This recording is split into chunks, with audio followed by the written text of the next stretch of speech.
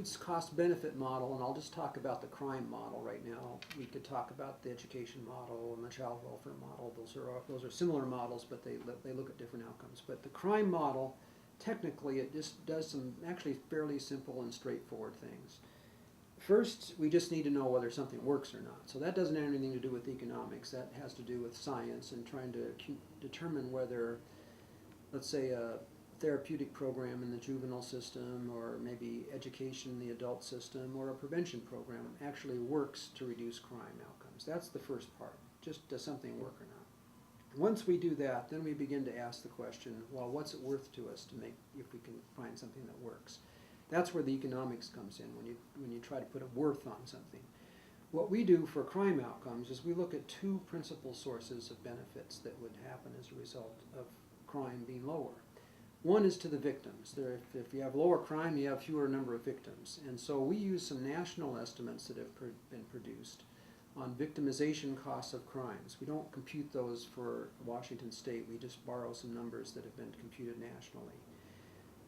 The other source of benefits for reductions in crime is for taxpayers. If we have less crime in the state of Washington, we anticipate that taxpayers won't have to hire as many police, build as many prisons, hire as many court personnel, prosecutors, and so on. And so that's a benefit to them as well if crime goes down.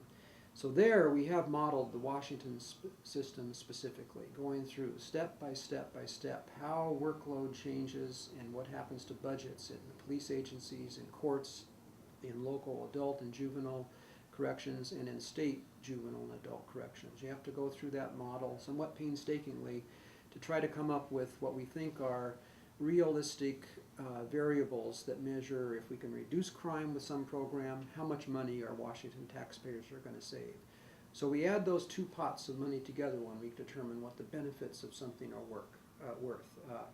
From the victim's perspective and from the taxpayer's perspective in the criminal justice system. And those two things together then form the benefits per participant in a program that we apply to that effect size that we talked about a minute ago, to something work or not. And that's how we get the benefit package for a intervention.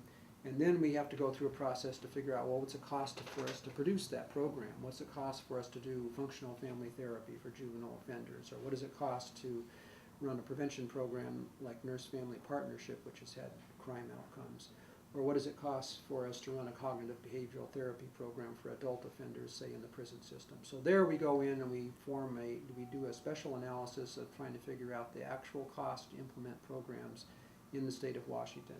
Once you've got all those pieces together technically, then you've got everything you need. You've got some evidence that something works, you've monetized it in terms of the benefits, you subtracted the costs, and you come to a bottom line about are you on net better off to do the program or not.